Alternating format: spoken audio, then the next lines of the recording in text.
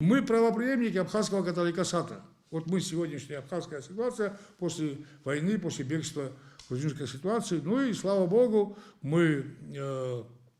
Господь помог нам через Московский патриархат, потому что миссия восстановления на Кавказе принадлежит не Константинополю, не Антиохии, не Александрии, принадлежит Русской Православной Церкви.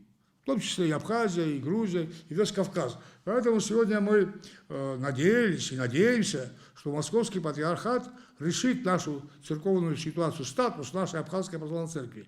Мы не можем быть частью грузинской церкви. Мы не были частью грузинской церкви и не будем. И вот в том числе патриарх Тихон 100 лет тому назад не признал правомощность грузинского католикоса на Абхазию и на Осетию, на этом соборе. Он открыто это сказал и доказал, и вывел абхазскую епархию грузинского экзархата. Но вы знаете прекрасно, что время было такое, и оно не имело никаких, потому что в 1943 году, потом 1900, во время Великой Отечественной войны, они ввели Абхазию без соборного решения, без канонических тех определенных решений церкви. Церкви бывает соборно. Вот я начал говорить собор в 18 году. Собора такого не было по отношению к Абхазии, как она оказалась в составе Грузии. И я, естественно, собрал священнослужителей, которые находятся здесь, в Абхазии, но они все как бы официально, но не могут сказать, что мы принадлежим Абхазской православной церкви, кроме меня.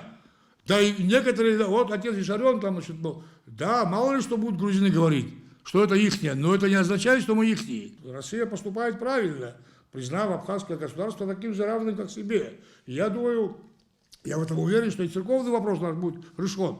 Но надо нам здесь не раскалываться, не разделяться, а в единстве быть. 30 лет мы ведем какие-то переговоры. Мы с грузинской церковью ни разу не вели, один раз была встреча, там было мною сказано, или отпускайте, или запрещайте. И после этого я не обращаюсь и не буду обращаться. Почему? Любое обращение наше к ним, значит, мы признаем власть их над нами. И поэтому сегодняшние священнослужители, которые были сейчас отпущены все на свои определенные епархии, пускай они там поставят вопрос перед своими архиереями, чтобы архиереи их поставили вопрос перед святейшим патриархом Кириллом. Как дальше быть? 30 лет вот так вот находиться в какой-то такой ситуации, это невозможно, это неправильно. И любая наша служба, вот особенно почему сейчас приостановлены все эти службы, если это все неправильно, как они преподносят, значит вся эта служба неправильная.